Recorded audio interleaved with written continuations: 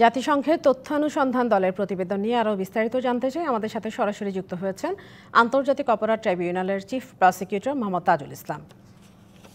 জনাব তাজুল ইসলাম, আপনাকে স্বাগত জানাচ্ছি আজকে নির্বাচিত সংবাদে। আপনার কাছে প্রথমেই জানতে চাই, জাতিসংঘের এই যে প্রতিবেদন, এটা আন্তর্জাতিক অপরাধ ট্রাইব্যুনালের বিচারের ক্ষেত্রে কতটা সহায়ক হবে?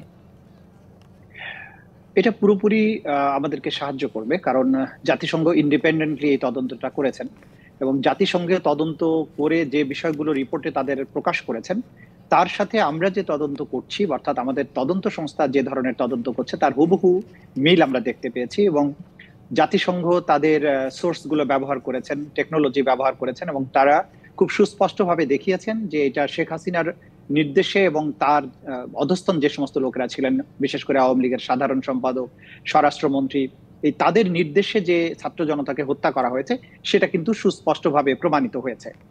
সে কারণে জাতিসংঘ যেহেতু একটি আন্তর্জাতিক সংস্থা এবং বিশ্বের সবচাইতে বড় সংস্থা এবং তারা ইন্ডিপেন্ডেন্টলি তদন্ত করেছেন, তাদের রাজনৈতিক বায়াসের কোনো সুযোগ নেই, সেই কারণে তাদের প্রকাশিত এই রিপোর্টটি আমাদের বিচার কাজে একটা এভিডেন্স হিসাবে ব্যবহৃত হবে এবং এটা অসম্ভব গুরুত্বপূর্ণ একটা ডকুমেন্ট হিসাবে আমরা ব্যবহার করতে পারবো বলে আমরা মনে করছি। জি জনাব তাজুল ইসলাম, এই বিচারে আন্তর্জাতিক অপরাধ ট্রাইব্যুনাল কোন বিষয়টিকে বা কোন কোন বিষয়কে সর্বোচ্চ অগ্রাধিকার দিয়ে কাজ করছে? আমরা এই আমাদের তদন্ত কাজে আমরা আগে যেটা করছি সেটা হচ্ছে জুলাই আগস্টে যে হত্যাকাণ্ড, ছাত্র জনতাকে যে হত্যা করা হয়েছে, এই মামলাগুলোকে আমরা প্রায়োরিটি দিয়ে তদন্ত কাজ চালাচ্ছি। আমাদের তদন্ত সংস্থা দিনরাত এটার উপরে কাজ করছেন।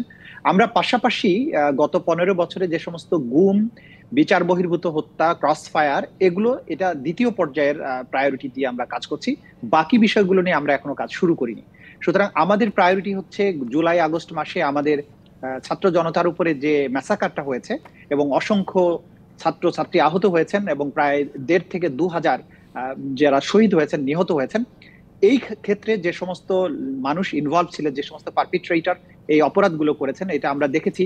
এগুলোর এভিডেন্স আমাদের কাছে এসেছে, আমরা ফরেনসিক করছি সেই এভিডেন্স গুলোর এবং আমরা বিভিন্ন মাধ্যম থেকে, ধরুন কল রেকর্ড থেকে শুরু করে ভিডিও ফুটেজ, সিসিটিভি ফুটেজ, এগুলোর থেকে আমরা নিশ্চিত হয়েছি যে এগুলো সবগুলোর প্রধান নির্দেশদাতা ছিলেন শেখ হাসিনা এবং পরবর্তীতে আওয়ামী লীগের সাধারণ সম্পাদক এবং স্বরাষ্ট্রমন্ত্রী, তাদের কমান্ড রেসপন্সিবিলিটিতে, সুপিরিয়র রেসপন্সিবিলিটিতেই এই কাজগুলো হয়েছে। তো মোটা দাগে আমাদের কাছে যে প্রাপ্ত তথ্য এবং জাতিসংঘ আজকে যে রিপোর্টটা প্রকাশ করলেন তার মধ্যে আসলে মৌলিকভাবে কোনো পার্থক্য নেই এবং একই ধরনের কথা তারা বলেছেন। হিউম্যান রাইটস ওয়াচের প্রতিবেদন, জাতিসংঘের প্রতিবেদন, অধিকার বাংলাদেশের যে মানবাধিকার সংগঠন তাদের প্রতিবেদন, সবগুলো কিন্তু মোটা দাগে একই কথা বলেছেন।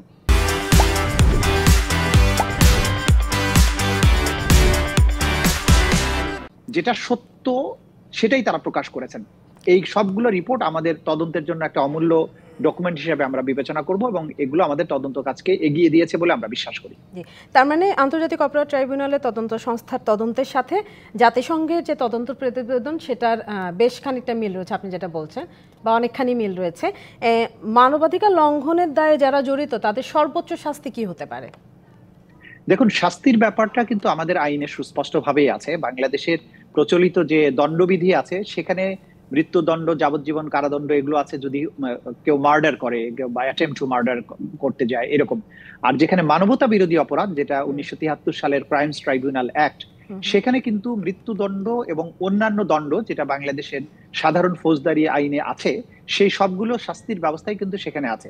সুতরাং আপনি বলতে পারেন যে এই অপরাধ প্রমাণিত হলে কারো মৃত্যুদণ্ড হতে পারে, যাবজ্জীবন কারাদণ্ড হতে পারে, বিভিন্ন মেয়াদের কারাদণ্ড হতে পারে এবং সর্বশেষ আইনের যেটা সংশোধনী হয়েছে সেখানে কিন্তু এই অপরাধীর কাছ থেকে ক্ষতিপূরণ বাবদ অথবা তার গ্রেপ্তার নিশ্চিত করার জন্য তার যে সম্পদ আছে, অ্যাসেটস আছে, সেগুলো কিন্তু কনফিসকেট করার, বাজেয়াপ্ত করার ক্ষমতাও আমাদের এই ট্রাইব্যুনালকে দেওয়া হয়েছে। সুতরাং একদিকে যেমন শাস্তি দেওয়া যাবে, পাশাপাশি জরিমানা করা যাবে এবং তার সম্পদকেও বাজেয়াপ্ত করা যাবে, এই ধরনের ব্যবস্থা আমাদের আইনে রয়ে গেছে। ধন্যবাদ মোহাম্মদ তাজুল ইসলাম আজকে আমাদের সঙ্গে যোগ দেওয়ার জন্য। আপনাকেও ধন্যবাদ।